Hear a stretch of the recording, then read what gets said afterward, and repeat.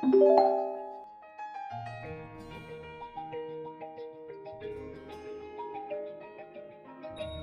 po, magandang araw po mga kabarya. Ang tatalakayin po natin ngayon ay ang mga alamat commemorative coins. Ito yung Philippine historical figures ng alamat. So para sa 2021 nakakumpleto na ako, kaya meron siyang box. And then kami ngayon yung 2022 na hindi pa nabubuo. Medyo na late na si alamat actually. Kasi 2023 na tayo. So, sa 2021, meron tayong ilang, ay pagkatanda ko, 8 na coins na nagawa para sa Philippine Historical Figures. And then sa 2022 na series na Philippine Historical Figures, meron palang 6 pa lang. 3 yung na-release na, tapos may 3 pa lang na palabas next week, expected, and then may 2 pa na coming by, most likely by next month na siya, kaya late na talaga. Late ulit si alamat. Madalas yan siya nalilate. Hindi na tayo magtaka. So para sa 2021 na commemorative coins na kompleto na, ito na yung box niya, napakaganda. And also meron din po pala itong binibigay si alamat na reward coin or tawag nila challenge coin para sa makakompleto ng commemorative coins nila para dito sa Philippine Historical Figures. Yun, Philippine Historical Figures. Pag nakompleto mo yung 8, meron kang matanggap na 1 challenge coin free o kaya reward coin. Yun yung kagandahan dito pag nabuo mo yung kanilang mga barya in the whole year. And so far, ito yung na-receive ko na challenge coin dahil nga nakompleto ko yung 2021 na historical figures na mga coins na 8 pieces na 8 pieces na commemorative coins, kaya meron din ako natanggap na reward coin or tawag nila challenge coin. Okay, before natin siya buksan, silipin muna natin itong 8 piraso. So ito na, napaka-presentable po ng box. I'm not sure kung plastic pa siya, pero I think wood siya, laminated wood, napakaganda at talagang pagkagawa elegante. And this is it. Bubuksan na natin. Wow, nalaglag. Pagkalam ko dyan yan siya, ganyan. Okay, so dito yung mga certificates o COA, dito ko nalalagay lang din sila para di mawala. So yan po yung 8 barya, napakaganda. Focus natin konti yung camera. Yan. Medyo parang against the light ng ata ko. Pero tingnan natin yan sila isa-isa mamaya. At nakasiksik din dito yung parang checklist niya. Ayan yung checklist niya. Kasi hindi naman siya COA, kaya nakandito yung mga certificate, nakahiwalay, kasi dito walang nakalagay kung ano yung specification niya, tsaka anong month sila ni-release. Ang nandito lang ay yung pangalan nila, anong commemorative na event, and then yung mintage. Ayan. So nandito si Lapu-Lapu, si Magellan, si Tarik Sulaiman, Jose Rizal, of course napakakilala na niyan, si Miguel Lopez Legazpi, si MacArthur, kilala na masyado, hindi lang sa Pinas kundi sa buong mundo, si Tamblot and si Bangkaw. Ito sila from Visayas, mga heroes ng Visayas, hindi masyadong kilala. Pero ito sila Lapu-Lapu, talagang from Mactan, Cebu, kilala natin lahat. So ito yan yung mga coins ng 2021. Okay, so tingnan natin sila isa-isa. Napakaganda ng mga baryang to, napakadetalyado. Unahin natin sila Lapu-Lapu. Ayan, focus ko lang yung camera. Ayan, napakagandang barya. Medyo against the light lang ako. Ayan. So yung hibla ng book talagang kitang-kita. So sa likod, okay. So ayan yung Battle of Mactan. Naka-feature si Lapu-Lapu at si Magellan. Of course, alam natin sinong nanalo dyan. And then, sa pangalawa, si Magellan. Ayan, napakaganda ng detalye. Kita nyo yung disenyo ng helmet niya. Yung helmet ni Magellan. Hindi siya talagang basta lang dinisenyo. Talagang kasama yung mga palamuti niya. Ang ganda. And then sa likod, I think ito yung first mass sa Limasawa Island. Okay, yan yung start ng Christianity sa Pinas. March 31, 1521. Yan yung second release nila. Yung pang third, okay, sino ba yan? Ayan, si Tarik Sulaiman, yung pinakabatang dato. Hindi ko sure kung anong relationship nila ni Raha Sulaiman. Hindi ko masyadong kilala yung hero na to eh. Pero andito siya sa alamat, masyadong to si alamat, mahilig features ng mga unsung heroes, yung hindi masyadong kilala, pinopromote nila, which is good kasi hindi siya paulit-ulit dun sa mga common lang. Gaya nitong si Jose Rizal, masyadong overused na. Kilala na masyado ng lahat. Okay, si Jose Rizal sa likod, andito yung nagsulat siya ng libro. Ito ata yung No Limit Tangere. El Filibus pala, sorry, publication of El Filibus Turismo. Ayan. So, siya yung furniture dito sa pang-apat. And then, yung pang-lima, ayan, si Miguel Lopez de Legazpi. Ayan. Napakaganda ng hibla ng book. Talagang inukit nila. Medyo maliit lang yung mga bariyang to. 33mm lang ata. Pero yung detalye niya, napakaganda. Kahit hindi masyadong malaki yung mga figure, masyadong maliliit. Ayan, nandyan yung Foundation of Manila, Intramuros. Maliit lang siyang barya pero detalyado niya talaga ay kitang-kita, high quality.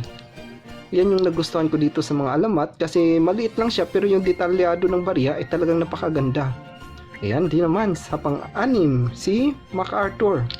Kilala hindi lang sa Pinas kundi sa buong mundo, napaka-collectible na barya. I think may mga extra pa ako nito dyan sa cabinet. Dito yung Founding of USAF. Ano ba yung USAF? USAF, USA Forces Far East. Yun pala, USAF, ibig sabihin ng USAF. And then next, pang 7 at pang 8, ito sabay itong nirelease ni Alamat ng December 2021, kaya pasok siya sa schedule. Pero yung 2022 hindi sila wala na, ano na ngayon, 2023 na, hindi pa siya tapos. Ayan. So ito yung mga heroes from Visayas na lumaban sa mga Kastila, parang sila Lapu-Lapu din, kaso lang hindi sila naging ganun ka-successful, si Tamblot at si Bangkao. From Bohol ata to sila, Leyte. Ano ba nandito? Tamblot Uprising, hindi na nakabanggit yung Bangkao Revolt. Pagkakalam ko mga babaylan to sila eh, parang pinaglaban nila yung paniniwala nila sa mga babaylan. And then ito kanyang checklist. Wow. Ayan, wala lang siyang specification, wala ditong nakabanggit kung ano yung materials, kaya yung mga COA nila talagang tinabi ko. Okay? So, tinabi ko na dito kasi dito lang tayo magba-base kung ano yung mga technical specification niya. Diyan sila Lapu-Lapu. Dapat 8 din to siya. Check na lang din natin. Dapat 1, 2, 3, 4, 5, 6, 7, and 8. Ayan, 8 din. Yung technical specification, halos pareho lang po to sila lahat. Kahit saan dyan, pare-pareho lang yan sila. Proof, ayan, 33mm. 32. Itong sila Lapu-Lapu 32. The rest, 33 na pagkaalam ko. Ayan, mataas pala. Ayan, 33. So, dito lang sa umpisa, 32. Napaka-unique. So, it's still considered 33. Wala na masyadong doon. Yung timbang, pareho lang din naman. 17 grams. Thickness, 2.5. And then, plated brass or silver-plated brass. Ayan. Sa quantity, sa mintage, nagbabago-bago sila. Hindi ko sure kung paano to kinukompute ni Alamat. Pero 300, isa 300, merong 500. So doon lang yung range nila, 300 to 500.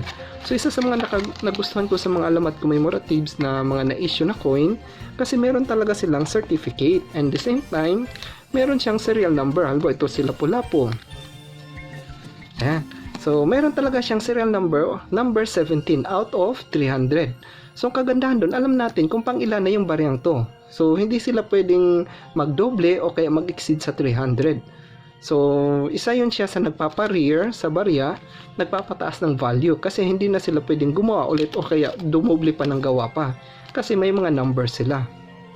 So, sa iba din, meron din gumagawa nito gaya ni si Numisworks, gumagawa din sila ng certificate, pero sa ibang mga private mint or private company gumagawa ng coins medal, wala kasi silang certificate kaya hindi ko masyadong alam kung paano nila na-monitor, pero kung akong tatanungin, personally, mas preferred ko yung my certificate of authenticity. Ayan, kay Jose Rizal, meron din siya dito sa loob yung parang short history. Okay? Lahat sila meron naman iba-iba yung depende sa sa hero na o kaya sa historical figure na furnitures, iba-iba yung nakasulat. Kaya si Magellan, yan, nakasulat dyan, dumating si Magellan sa Southern Leyte, Limasawa. Okay, And then, ito siya, and si Miguel Lopez, yung founding ng Manila. Ayan, nakasulat din dyan. Miguel Lopez wearing his iconic Cavalier hat. Yan daw yung sombrero niya. So, that's it po. Ito po yung 8 pirasong commemorative coins na dapat na kinukumpleto natin sa Alamat Commemoratives. Yan, silipin natin ulit. So, itong 8 dapat makompleto natin para maka-avail tayo ng reward coin o free coin from Alamats. Alamats tuloy, Alamat. So, buksan natin yung Alamat na free coin. Ayan. So, ganun din yung disenyo dito sa harapan niya. Ayan, ganun din sa loob. Tingnan natin. Mas malaki lang ata to siya. Ayan. I think 40mm. So, naka-feature dito si Lapu-Lapu at si Jose Rizal. Ayan. Sa likod, yung logo nila, company logo ng Alamat. Nakapaligid dito, nakasulat si Lapu-Lapu, Magellan, sino pa yun? Si Sulaiman, si Rizal. Parang yung mga nandito lahat, yung silang 8. So, nakasulat din sila dyan paikot. Okay. And then, meron dito siyang serial number. And kagandahan dito, pwede mong ipasulat, optional naman to, pwede mong ipasulat yung pangalan mo, kung sino yung, halimbawa ako, sa akin to. So, pinasulat ko syempre yung pangalan ko. At yung special number ko na 333. So, thank you po, Sir Jericho from Alamat. Pinagbibigyan niya ako parati sa favorite number ko na 33. Minsan binibigay sa akin 33, minsan 333. So, yung Alamat Commemoratives ay nag-start noong 2021 under sa pamumuno sa masigasig na ating kaibigan na si Sir Jericho. Meron yung silang website. Saan ba yung website niya? I think nandito sa likod. Silipin natin. Ayan. Ayan. I-focus natin. alamatcoins.com. So, yun yung website nila. And hindi ako sure. Hindi pa ako naka-visit dyan actually. Pero sa Facebook na lang ako. I-flash ko din dyan sa screen. Ayan po yung Facebook nila. So, dyan ako parati sa Facebook nila. Okay. So, ito po yung 8 ng 2021. 8 coins na nabuo ko. Ayun naman, nag-i-start na naman para sa 2022. Sa 2022, na 8 piraso, meron ng 3 na na-release. Ang Alamat Commemoratives. Ito yung 3. Nakabalot pa sa plastic. So, ito yung unang na-release. Si Macario Sakay, ang huling general. Silipin na lang din natin. Yung long hair na general, yan, si Macario Sakay. Medyo against the light kasi, ayan. Nandyan yung group nila, medyo against the light. And then second na na-release ay itong si Filipino Saint, si Pedro Calungsod. Medyo nagbi-blurred yung camera. Ayan, focus natin. Ayan. So, si Pedro Calungsod, yan, napakaganda ng detalye ng barya. Proof finish parati. So, pagkakalam ko, sa Japan to siya na-execute. Kasi bawal doon mag-preach o kaya magdala ng ibang religion. So, naging martyr sila ng mga Christian or Catholics. Ito siya may halong silver. Pagkatanda ko, 30%. Sa lahat, ito lang yung may silver dito sa Philippine Historical Figure. So, ito lang siya yung may silver. Pangalawang release nila. Hindi ko sure kung maggawa pa ulit ng ganito si Alamat. May halong silver kasi the rest ay silver plated. So yung pangatlo ay yung babaeng general na Katipunero. Babaeng general na si Marcela Marcelo. Ayan. Focus natin. Medyo mahirap pala siyang i-focus pag naka-plastic. So better i-remove talaga siya sa plastic. Ayan, napakaganda ng hibla ng buhok. Long hair. Cream sock ata yung shampoo, yung hair conditioner. So, yun yung maganda dito sa Alamat Commemoratives, yung detail, kahit sobrang liit na, kitang-kita mo pa talaga pag sinisilip siya. Titingnan mo yung kilay, ayan, hindi siya basta ginuhit lang, talagang medyo detalyado talaga. So, napakaganda yung pagkagawa nila. Sa likod, andyan din ata siya. Yung revolt nila, Battle of, saan ba to? Pasong Santol. Pagkakalap ko sa Cavite yan, Pasong Santol. So dito siya nasawi sa Pasong Santol from Manila. Manila based dito siya pagkalam ko. Sumama lang kay Aguinaldo, I think kay Bonifacio. Di ko sure kung sino yung grupo na sinamahan niya. Then hinarang nila yung mga tumutugis na Kastila at nasawi nga siya. So ito yung tatlo na na-issue na para sa 2022 for Alamat Commemoratives. And then may coming pang tatlo, yung Gumborza. Dito sa Gumborza medyo dumami bigla dahil tatlo agad yung nirelease nila. So bawat isa sa Gumborza, si Gomez, Burgos at Zamora, tig-isa isang barya. So tatlo agad, 3 type plus 3. So 6 na agad, kulang na lang ng dalawa. Hindi ako sure kung sino yung dalawa, check ko mamaya, i-flash ko na lang sa screen. Basta wala pang ni-reveal si Alamat, pero parang tinimbre niya sa akin kung sino yung dalawa, kaya check ko mamaya sino yun. I think pwede naman natin i-flash ata. Kasi binulong na niya sa akin, or hindi ako sure kung pwede rin hindi na lang. Binulong na sa akin ni Sir Jericho kung sino yung last two na i-release. Okay? So, sa mga nangongolekta ng commemorative coins, lalo na dito sa mga Philippine historical figures ng Alamat, subuhin nyo po siya para makakatanggap kayo ng challenge coin or free coins at the end of the year, o kaya pag natapos yung series. Usually, nasa 8 piraso lang naman. So, pag nakabuo tayo ng 8 piraso, gaya nito, last 2021, ayan, ito yung mga COA. Yan, napakaganda. So, meron din box para sa 2022. So, pag nabuo natin sila, 8, meron tayong free na challenge coin or reward coin. Mas better reward coin ng tawag. Ewan ko bakit tinawag ng challenge coin. I think much better ang reward coin. Ayan. So, dapat buuhin natin. Sa 2022, mayroon ng 3. Coming din yung 3. So, kulang pa yung 2. Pag nabuo natin yon, meron ulit tayong matanggap na reward coin or challenge coin. And then, abangan natin yung bagong disenyo. Hindi ko pa alam kung anong disenyo para sa 2022 na box. But for sure, meron ulit ganito. So, mas maganda pag naka-box ulit siya. Kaya yung kinukuha ko, kung pansin nyo, nakaganyan lang siya. Although may option kasi tayo, pag bumili tayo ng mga barang ganito, may naka-slab o kaya naka-box na. Pero sa akin, mas pinili ko yung nakaganito lang, naka-coin capsule lang. Kasi later on, kukuha na lang ulit ako ng isang box na ganito at i-arrange na lang sila.